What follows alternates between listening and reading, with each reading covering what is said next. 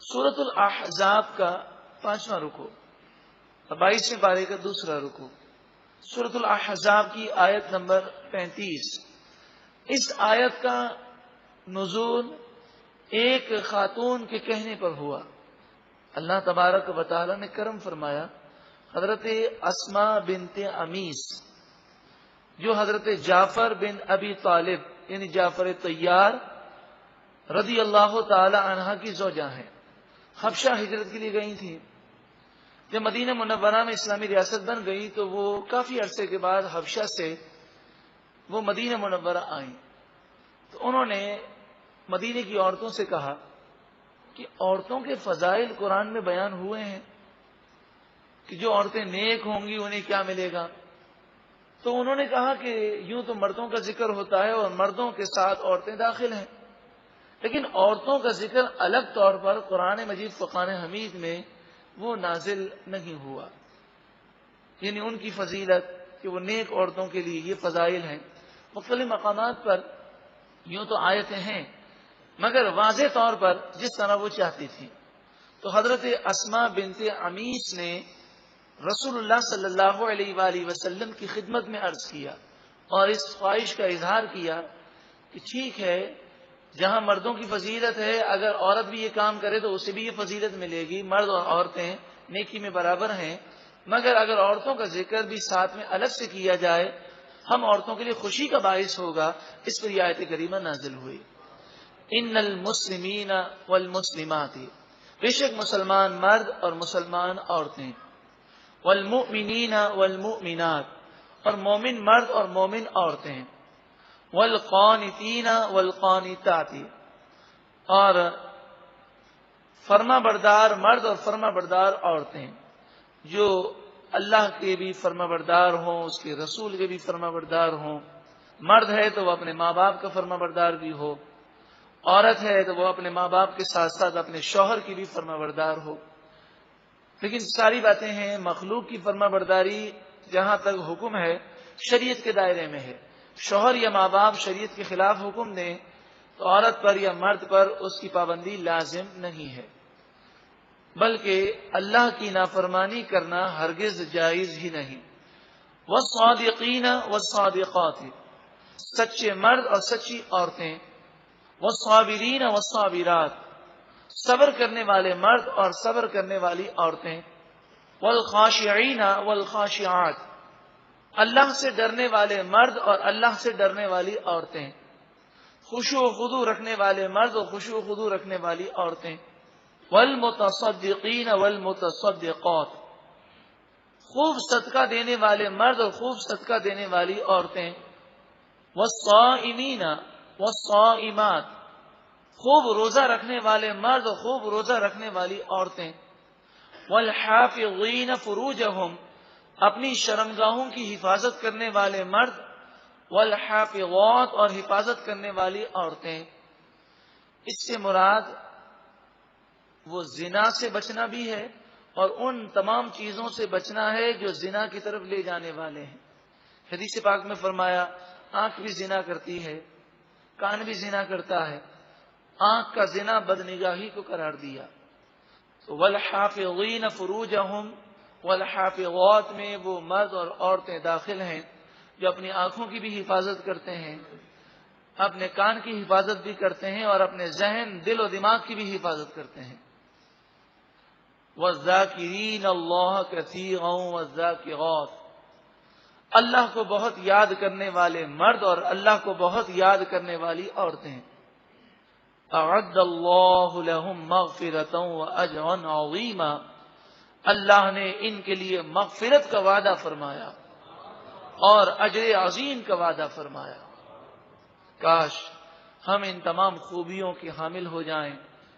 مسلمان ہے فرما بردار، مسلم کے معنی اللہ کی بارگاہ میں جھکا ہوا، مومن کے معنی ہے یقین رکھنے والا، اللہ اور اس کے رسول کے ہر فرمان پر دل و جان سے یقین رکھے۔ فرما بردار، اللہ اور اس کے رسول کی فرما برداری کرنے والا، سچ بولنے والا، صبر کرنے والا، خشوع و خضوع رکھنے والا، صدقہ دینے والا، روزہ رکھنے والا اور اپنی عصمت کی حفاظت کرنے والا یہ مرد ہو یا عورت ہو، اس کی یہ فضیلتیں ہیں۔ اللہ تعالیٰ ان تمام خوبیوں سے ہمیں مالا مال فرمائے۔ وما كان لمؤمن ولا مؤمنة اذا قضى الله ورسوله امرا ان يكون لهم الخيرة من امرهم۔ یہ آیت کریمہ انسان کے دل کو ہلا دیتی ہے۔ مومن مرد اور مومن عورت کے لیے ہرگز یہ جائز ہی نہیں کہ جب اللہ اور اس کے رسول کسی معاملے کا فیصلہ کریں تو وہ ان کے حکم کے بارے میں کوئی بھی خیال اپنے دل میں لائے، کوئی کجی اپنے دل میں محسوس کرے، وہ اس کے لیے جائز ہی نہیں ہے۔ بس اللہ کا حکم آ گیا، اس کے رسول کا حکم آ گیا، مومن کو پھر کسی دلیل کی ضرورت نہیں ہے کہ اس کا فائدہ ہے، آخرت میں فوائد بتائے جائیں، دنیا کے فوائد بتائے جائیں، وہ تو بس اللہ اور اس کے رسول کے حکم پر جان دینے کو تیار ہے۔ یہ مومن کی شان ہے۔ اور جو اللہ اور اس کے رسول کی نافرمانی کرے، وَمَن يَعْصِ اللَّهَ وَرَسُولَهُ، اور جو اللہ اور اس کے رسول کی نافرمانی کرے، غور کریں کہ ہم دن رات کتنی نافرمانیاں کرتے ہیں۔ فَقَدْ ضَلَّ ضَلَالًا مُبِينًا، بس بے شک وہ کھلی گمراہی میں گمراہ ہو گیا۔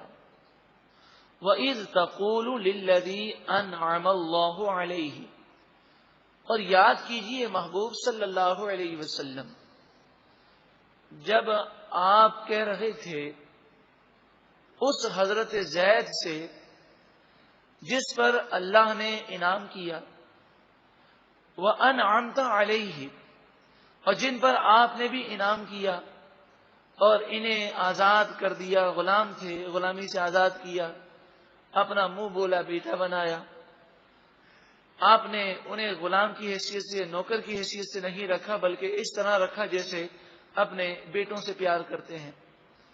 تو آپ اس وقت کو یاد کریں جب آپ نے حضرت زید سے فرمایا امسک علیک زوجک، اپنی بیوی کو طلاق نہ دے اور اسے اپنے نکاح میں رکھ، واتق اللہ، اور تو اللہ سے ڈر، وتخفی فی نفسک، اور آپ اپنے جی میں ایک بات چھپا رہے تھے، مَاللَّهُ مُبْدِيهِ، جسے اللہ تعالی ظاہر فرمانے والا ہے۔ اصل مسئلہ یہ تھا کہ حضرت زید کا نکاح نبی اکرم صلی اللہ علیہ وآلہ وسلم نے اپنی پھوپھی کی بیٹی زینب سے کیا، زینب بنت جہش، جو حضرت عبداللہ بن جہش کی بہن ہے، اور امیمہ بنت عبد المطلب، یعنی آپ کی پھوپھی کی بیٹی ہیں، تو پھوپھی ذات ہوئی حضرت زینب، اور نبی اکرم صلی اللہ علیہ وآلہ وسلم کے سامنے ہی وہ بڑی ہوئی تھی۔ نبی اکرم صلی اللہ علیہ وآلہ وسلم نے حضرت زید سے ان کا نکاح کیا۔ تو جب حضرت زید سے نبی اکرم صلی اللہ علیہ وآلہ وسلم نے نکاح کیا تو حضرت زینب اور ان کے بھائی اور ان کی پھوپھی کو تھوڑا سا فیل ہوا، کیونکہ وہ قریش سے تعلق رکھتے تھے اور قریش ایک بہت بڑا قبیلہ ہے، تو انہوں نے غیر قریش میں نکاح کرنے کو تھوڑا سا عجیب سمجھا۔ لیکن جب نبی اکرم صلی اللہ علیہ وآلہ وسلم نے حکم دیا تھا تو انہوں نے حضور کے سامنے اپنی عقل کو قربان کر دیا اور کہا کہ ہمیں حضور کا فیصلہ قبول ہے، نکاح ہو گیا۔ اب مسئلہ یہ ہوا کہ حضرت زید اور حضرت زینب رضی اللہ تعالی عنہما کی ذہنی ذہن نہ ملے ان کے، اور جب ان دونوں کے ذہن نہ ملے تو حضرت زید بار بار آ کر یہ کہتے، یا رسول اللہ صلی اللہ علیہ وآلہ وسلم، میں اب طلاق دینا چاہتا ہوں، ہم دونوں کے ذہن نہیں ملتے اور ہم ایک دوسرے کے حقوق ادا نہیں کر پا رہے۔ تو نبی اکرم صلی اللہ علیہ وآلہ وسلم ان سے فرماتے کہ تم اللہ تعالیٰ سے ڈرو اور ایسا کام نہ کرو، کیونکہ میرے کہنے پر ان لوگوں نے رشتہ دیا ہے۔ اب اگر تم ایک سال کے اندر اندر اب دوبارہ یہ کرو گے کہ طلاق دے دو گے کہ نکاح کو صرف ایک سال ہوا ہے، تو ان لوگوں کے دلوں پر کیا گزرے گی؟ مثلا آپ سوچیں کہ ہمارے کہنے پر کسی نے رشتہ دیا ہو اور پھر وہ آ کر ہم سے کہے کہ میں اسے طلاق دینا چاہتا ہوں، تو ہم یہی کہیں گے کہ بھئی آپ نباہو کی کوشش کرو. اللہ تبارک و تعالی نے نبی اکرم صلی اللہ علیہ وآلہ وسلم پر وحی نازل فرمائی اور فرمایا کہ زید نباہ نہیں کر سکیں گے اور نوبت طلاق تک پہنچے گی، اور پھر آپ کو اللہ تبارک و تعالی حکم دے گا آپ کو حضرت زینب سے نکاح کرنا ہوگا. تو نبی اکرم صلی اللہ علیہ وآلہ وسلم آپ نے اس راز کو راز رہنے دیا اور حضرت زید کو نہ بتایا کہ تمہیں تو میں نباہوں کا کہہ رہا ہوں، لیکن اللہ تعالیٰ نے مجھے حکم دیا ہے کہ نتیجہ آخرکار یہی ہوگا. رسول اکرم صلی اللہ علیہ وآلہ وسلم نے باوجود معلوم ہونے کے اس راز کو بیان نہ کیا. اس سے معلوم یہ ہوا کہ نبی اکرم صلی اللہ علیہ وآلہ وسلم کو اللہ تعالیٰ نے بے شمار چیزوں کا علم دیا، مگر آپ نے مصلحت کے مطابق ان چیزوں کا اظہار کیا اور کئی چیزوں کو حکمت کے مطابق آپ نے بیان نہ کیا. پھر حضرت زید نے طلاق دے دی. عدت سے حضرت زینب فارغ ہو گئیں، حضرت زینب بنت جہش. اللہ تبارک و تعالی نے حکم دیا کہ آپ ان سے نکاح کریں. وَتَخْشَى النَّاسَ، آپ کو خوف محسوس ہوا کہ لوگ دین اسلام کو نقصان پہنچائیں گے. وَتَخْشَى النَّاسَ کے لفظی معنی ہے آپ لوگ ان سے ڈر گئے، لیکن اس کا مفہوم یہ ہے کہ آپ کو یہ محسوس ہوا کہ یہ رسم ہمارے معاشرے میں اس قدر پختہ ہو چکی ہے کہ منہ بولے بیٹے کی بیوی کو وہاں پر بہو سمجھا جاتا، تو کفار اور منافقین شور مچائیں گے اور اسلام کو نقصان پہنچائیں گے اور کہیں گے کہ رسول اللہ صلی اللہ علیہ وآلہ وسلم نے دیکھیں اپنی بہو سے نکاح کر لیا، اس طرح اسلام کو نقصان پہنچے گا. تو حضور کی ذات کو اگر خوف تھا تو اسلام کے بارے میں ڈر تھا کہ کہیں لوگ اسلام سے متنفر نہ ہوں. آقا دو جہاں صلی اللہ علیہ وآلہ وسلم نے ایک نظریہ دیا. وہ نظریہ یہ ہے کہ جو اسلام میں مقام و مرتبہ رکھتا ہو، جیسے علماء ہیں، مفتیان کرام ہیں، انہیں احتیاط کرنی چاہیے کہ کوئی کام جائز ہو، مباح ہو، مگر معاشرے کے اندر وہ کام برا سمجھا جاتا ہو تو پھر اس کام سے جس کا کام کرنا مطلب یہ کام کرنا فرض اور واجب نہ ہو تو اس سے اجتناب کرنا چاہیے تاکہ لوگ اس بات کو بنیاد بنا کر اسلام کو نقصان نہ پہنچائے. تو نبی اکرم صلی اللہ علیہ وآلہ وسلم نے اکثر مواقع پر یہی طریقہ کار اختیار کیا. لیکن اب یہاں مسئلہ یہ تھا کہ معاشرے کی ایک بری رسم کو ختم کرنا تھا، اور یہ رسم ایسی پختہ تھی کہ جب تک حضور اس رسم کو نہ توڑیں تب تک یہ رسم ٹوٹ نہیں سکتی تھی. جیسے فی زمانہ بری رسموں کے سب مخالف ہیں، لیکن باتیں کرنے سے کیا ہوتا ہے؟ آگے بڑھ کر اگر لوگ ہمت کریں اور لوگوں کی ملامت کی پرواہ نہ کریں اور رسم کو توڑیں گے تبھی رسم ٹوٹے گی، ورنہ رسم نہیں ٹوٹے گی. تو نبی اکرم صلی اللہ علیہ وآلہ وسلم کی توجہ اس معاملے کی طرف تھی کہ جو نئے نئے مسلمان ہوئے ہیں انہیں منافقین اسلام سے دور نہ کر دیں، انہیں وسوسوں کا شکار نہ کر دیں، کیونکہ نبی کے بارے میں ذرہ برابر بھی وسوسہ آ جائے تو ایمان تباہ ہو جاتا ہے. حضور تو اس قدر احتیاط کرتے کہ ایک موقع پر حضور گلی سے گزر رہے تھے تو آپ کی ازواج مطہرات میں سے ایک زوجہ محترمہ آپ کو مل گئیں. تو کوئی بات آپ کو یاد آئی تو آپ ویران گلی میں کھڑے رہ کر انہیں کوئی بات سمجھانے لگے. تو دو صحابہ کرام کا گزر ہوا تو انہوں نے دیکھا کہ حضور کسی عورت سے بات کر رہے ہیں. انہوں نے اپنی نگاہ نیچے کی اور جانے لگے. حضور نے انہیں بلایا اور فرمایا میرا نام محمد بن عبداللہ ہے اور یہ کوئی غیر عورت نہیں، یہ میری بیوی ہے. تو وہ کہنے لگا استغفر اللہ نعوذ باللہ من ذالک، یا رسول اللہ ہم آپ کے بارے میں کیسے بدگمانی کر سکتے ہیں؟ تو سوال ہی پیدا نہیں ہوتا. ہم یہ گمان کریں کہ غیر عورت سے آپ ویران گلی میں بات کر رہے ہیں تو واللہ ہمارے ذہن میں کبھی یہ خیال آ ہی نہیں سکتا. آپ نے فرمایا تمہارے ذہن میں یہ خیال تو نہیں آئے گا مگر شیطان انسان کی رگوں میں خون کی طرح دوڑتا ہے. اس حدیث کی شرح میں علماء بیان کرتے ہیں کہ نبی اکرم صلی اللہ علیہ وآلہ وسلم نے ان کے ایمان کو بچانے کی صحیح فرمائی کہ اگر ان کے ذہن میں ذرہ برابر کی بدگمانی آ جائے گی تو ایک عام مومن کے بارے میں بدگمانی کرنا گناہ ہے اور نبی کے بارے میں یہ خیال آتے ہی ایمان برباد ہو جائے گا. تو حضور نے ان کے ایمان کو بچایا. رسول اللہ صلی اللہ علیہ وآلہ وسلم اپنے امتیوں کے ایمان کا تحفظ فرماتے ہیں. اللہ تبارک و تعالی کرم فرمائے اور حضور کے صدقے میں ہمیں بھی ایمان کی سلامتی عطا فرمائے. اس واقعے سے یہ بھی پتہ چلا کہ انسان کو احتیاط کرنی چاہیے اور بدگمانی ہونے کا امکان ہو تو وضاحت کر دینی چاہیے کہ یہ اصل معاملہ یوں ہے. تو یہاں بھی نبی اکرم صلی اللہ علیہ وآلہ وسلم نے یہی خیال کیا. وَتَخْشَى النَّاسَ کی یہی معنی ہے کیونکہ رسول اللہ صلی اللہ علیہ وآلہ وسلم صرف اللہ سے ڈرتے ہیں. اس سے مراد یہ ہے کہ کہیں لوگ اسلام کو نقصان نہ پہنچا دیں اور بدگمانی پھیلانے میں کامیاب نہ ہوں. تو فرمایا وَاللَّهُ أَحَقُّ أَن تَخْشَاهُ، اللہ تعالی ہی زیادہ مستحق ہے کہ آپ اس سے ڈریں. مراد یہ ہے کہ جب یہ رسم آپ کو ختم کرنی ہے اور اس کا کرنا ضروری ہے، ٹھیک ہے امکان ہے کہ دشمن افواہ پھیلائیں گے، مگر جب ایک کام کرنا ہمارے لیے ضروری ہو تو پھر بدگمانیوں کی پرواہ نہ کی جائے، افواہوں کی پرواہ نہ کی جائے. اللہ پر جب آپ بھروسہ رکھیں گے تو اللہ تبارک و تعالی اسلام کو نقصان پہنچنے سے محفوظ فرمائے گا. تو نبی اکرم صلی اللہ علیہ وآلہ وسلم تو اللہ سے سب سے زیادہ ڈرنے والے ہیں. ہماری تعلیم ہے کہ ہم اگر کوئی ضروری کام کریں جو اسلام کے لیے ضروری ہو تو پھر لوگوں کی پرواہ نہ کریں. مثلا ایک چھوٹی سی مثال ہے.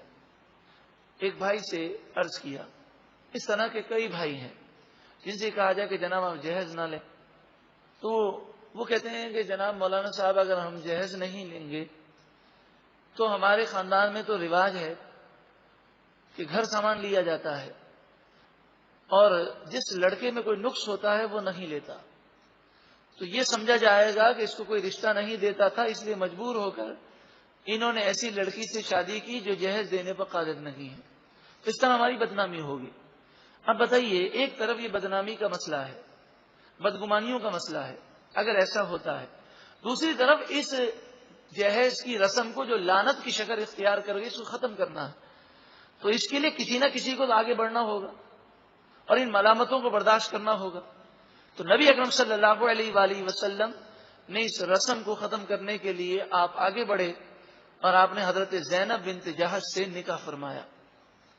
اس موقع پر بعض ظالموں نے، یہودیوں، عیسائیوں نے، مستشرقین نے اس واقعے کو ایسا بگاڑ کر پیش کیا اور ایسی مردود روایتیں بنائیں، نعوذ باللہ من ذالک. ان روایتوں کو تو ہم پیش کرنے کی بھی جرت نہیں رکھتے کہ مسلمانوں کے خلاف اور ہمارے نبی کے بارے میں وہ کیسی من گھڑت باتیں اور کیسی غلط غلط باتیں منسوب کرتے ہیں.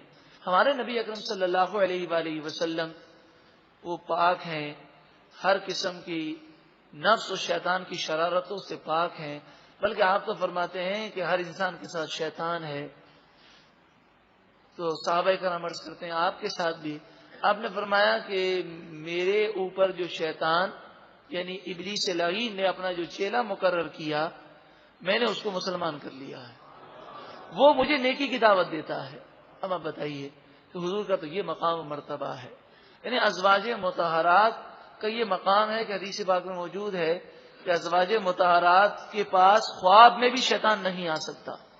اب سوچیں تو پھر حضور کا مقام کس قدر بلند و بالا ہوگا. اللہ تعالی ایسی باتیں سننے سے ہمارے کانوں کو محفوظ فرمائے. فلما پھر جب قضا زید منہا وطرا، حضرت زید، پورے قرآن میں ایک ہی صحابی کا ذکر ہے نام کے ساتھ، جو تو کئی صحابہ کرام کا ذکر ہے اشارتاً، صرف ایک ہی صحابی کا نام ذکر ہے زید. پھر جب حضرت زید بن حارثہ نے اپنا کام پورا کر لیا یعنی انہیں طلاق دے دی، زوجناکہا، کیونکہ کون فرما رہا ہے؟ قرآن. ہم نے حضرت زینب سے آپ کا نکاح کر دیا. نکاح کرنے والا کون ہے؟ اللہ تعالی. کیوں اس نکاح کرنے کا حکم اللہ نے کیوں دیا؟ کہ رسم ختم کرنی ہے. تو رسومات ختم کرنے کے لیے بڑے لوگوں کو کچھ نہ کچھ قربانی دینی ہوتی ہے. حضور کی سیرت یہ ہمارے لیے مثال ہے.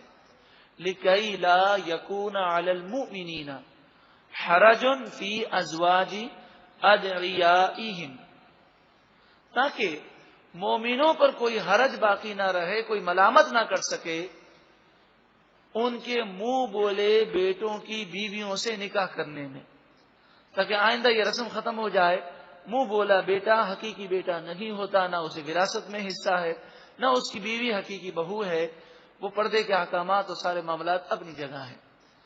اذا قضوا منهن وطرا، جب منہ بولے بیٹے اپنا کام پورا کر لیں، یعنی طلاق دے دیں اور وہ عورتیں عدت گزار لیں، تو منہ بولے باپ ان سے نکاح کر سکتے ہیں کہ وہ ان کی حقیقی بیٹیاں نہیں ہیں، نہ حقیقی بہو ہیں۔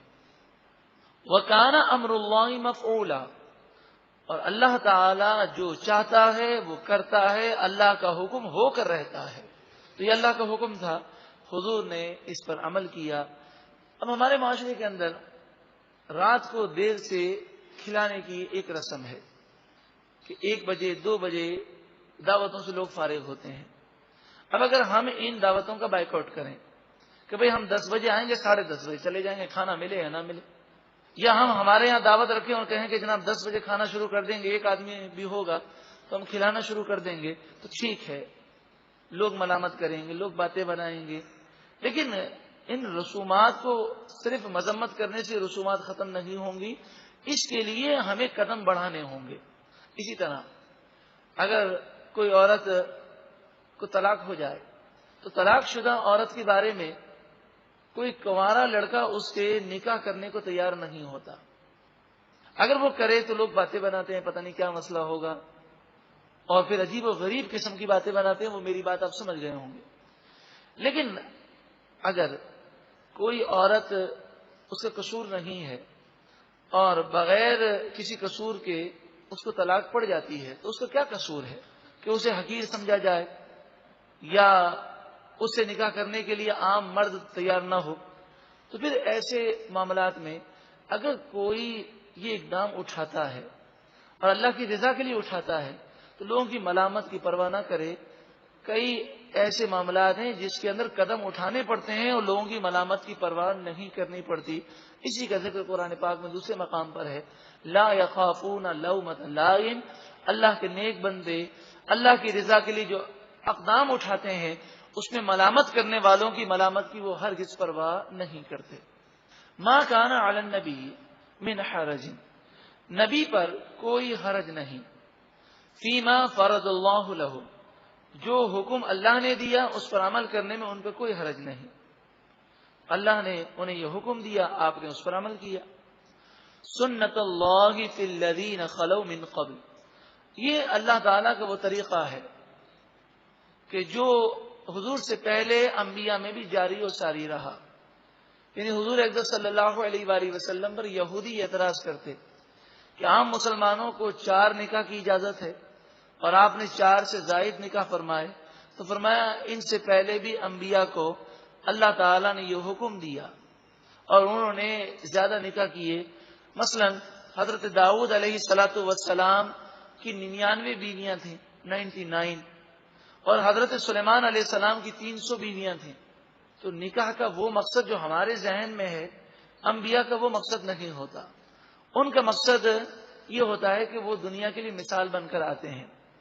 تو جس طرح وہ مردوں کے لیے تعلیم کا ذریعہ ہوتے ہیں، اسی طرح خواتین کے لیے انہیں تعلیم دینا ضروری ہے، تاکہ وہ خواتین ان کے دنیا سے جانے کے بعد ان کی احادیث کو دنیا کے اندر پھیلائیں۔ اور خواتین کے بعد ایسے مسائل ہیں جو نبی اپنی ازواج مطہرات ہی سے ذکر کر سکتے ہیں۔ اسی لیے کہا جاتا ہے کہ حضرت عائشہ صدیقہ رضی اللہ تعالی عنہا سے 25% دین ہمیں روایتاً ملا ہے۔ اگر حضرت عائشہ کی روایتیں نکال دی جائیں تو دین اسلام کے 25% مسائل ہم ان مسائل سے جاہل ہو جائیں گے۔ تو حضرت عائشہ کو حضور اکرم صلی اللہ علیہ وآلہ وسلم نے وہ مسائل بیان کیے جو ایک عام آدمی بھی اپنی بیوی کے علاوہ کسی اور کے سامنے ان مسائل کا ڈسکس نہیں کر سکتا۔ تو حضور تو مثال بن کر آئے ہیں اور حضور کی تعلیمات ہر شعبے کے لیے ہے۔ تو آپ نے مختلف ازواج مطہرات کو مختلف موقعوں پر مختلف حدیثیں بیان کی، اور پھر نبی اکرم صلی اللہ علیہ وآلہ وسلم نے جتنے نکاح فرمائے، حضرت عائشہ سے نبی اکرم صلی اللہ علیہ وآلہ وسلم نے نکاح فرمایا تو حضور کے نکاح میں صرف ایک ہی زوجہ تھی، اور پھر حضرت عائشہ کے بعد جتنے نکاح فرمائے وہ یا تو طلاق شدہ عورت سے ہیں یا بیوہ عورتوں سے ہیں، اور اکثر عورتوں کی عمریں 50 سال 60 سال سے اوپر ہیں۔ نبی اکرم صلی اللہ علیہ وآلہ وسلم نے بیوہ عورتوں سے اور طلاق شدہ عورتوں سے کیوں نکاح فرمایا؟ ایک تو رسومات کو ختم کرنا تھا، پھر زمانے جاہلیت میں عربوں کا یہ رواج تھا کہ اگر کسی قبیلے کی کوئی عورت کسی کے نکاح میں چلی جائے تو چاہے وہ قبیلہ اس کا دشمن ہو، وہ کہتا کہ یہ تو ہمارا داماد بن گیا، اس لیے وہ قبیلہ اس کے خلاف کھڑا نہیں ہوتا تھا۔ تو نبی اکرم صلی اللہ علیہ وآلہ وسلم نے یہ نکاح فرمائے، اس سے اسلام کو تقویت ہوئی اور اسلام کے دشمن قبائل اسلام کے دوست بن گئے۔ تو اور بے شمار مقاصد تھے۔ وَكَانَ أَمْرُ اللَّهِ قَدَرًا مَقْدُورًا، اللہ تبارک و تعالی کا حکم بہت زیادہ مقرر ہے، جو اللہ تعالی حکم فرماتا ہے وہی نبی کے لیے کرنا لازمی ہے۔ جب اللہ نے حکم دیا تو اعتراض کرنے والوں کے اعتراض پر ہمیں توجہ دینے کی کیا حاجت ہے؟ الذین یبلغون رسالات اللہ، وہ نبی جو اللہ کے پیغام کو پہنچاتے ہیں، ان کا یہ طریقہ رہا کہ وہ اللہ کے حکم پر عمل کرنے میں کسی کی ملامت کی پرواہ نہیں کرتے، وہ یخشونہ، اور وہ اللہ سے ڈرتے ہیں، ولا یخشون احدا الا اللہ، اللہ کے سوا کسی اور سے نہیں ڈرتے۔ تو جب نبی اکرم صلی اللہ علیہ وآلہ وسلم کو حکم ہوا تو آپ نے ملامت کی پرواہ نہ کی اور 4 سے زائد نکاح فرمائے۔ جس طرح اللہ نے حکم دیا آپ نے وہی کیا۔ وما ينطق عن الهوى ان هو الا وحی یوحى، حضور کا فعل تو اپنی جگہ ہے، صرف زبان اقدس کے متعلق فرمایا کہ حضور تو اپنی زبان سے جو کلام نکالتے ہیں وہ سب وحی الہی ہوتا ہے۔ وَكَفَى بِاللَّهِ حَسِيبًا، اور اللہ حساب لینے کے لیے کافی ہے۔ تو جو ایسی باتیں کرتے ہیں ان کو جہنم میں عذاب دینے کے لیے اللہ کافی ہے۔ ما کان محمد ابا احد من رجالکم، جن منافقین اور یہودیوں نے اور کافروں نے شور مچایا کہ حضور نے اپنے بیٹے کی بیوی سے یعنی بہو سے نکاح کر لیا، بڑا شور مچایا، اس پر آیت کریمہ نازل ہوئی، ما کان محمد ابا احد من رجالکم، حضور صلی اللہ علیہ وآلہ وسلم تم میں سے کسی مرد کے سگے باپ نہیں ہیں۔ مراد یہ ہے کہ آپ کے بیٹے 4 ہیں، طیب ہیں، طاہر ہیں، قاسم ہیں، ابراہیم ہیں، مگر وہ چھوٹی عمر میں انتقال کر گئے، اس عمر کو نہ پہنچے جسے مرد کہا جا سکے، یعنی بالغ نہ ہوئے۔ تو کسی بالغ مرد کے نبی اکرم صلی اللہ علیہ وآلہ وسلم سگے باپ نہیں ہیں، تو زید بھی حضور کے سگے بیٹے نہیں ہیں، تو ان کی بیوی جو اب سابقہ بیوی ہے وہ حضور کی سگی بہو نہ ہوئی، لہذا ان سے نکاح کرنے میں کوئی اعتراض کی گنجائش نہیں ہے۔ ہاں ولیکن رسول اللہ، ہاں حضور اللہ کے رسول ہیں، اور رسول روحانی باپ ہوتے ہیں اور سگے باپ سے بھی زیادہ شفقت و محبت کرتے ہیں۔ وخاتم النبیین، اور نبی اکرم صلی اللہ علیہ وآلہ وسلم تمام نبیوں میں سب سے آخری نبی ہیں، اب حضور کے بعد کوئی نبی نہیں آئے گا، یہی اس کے معنی ہے۔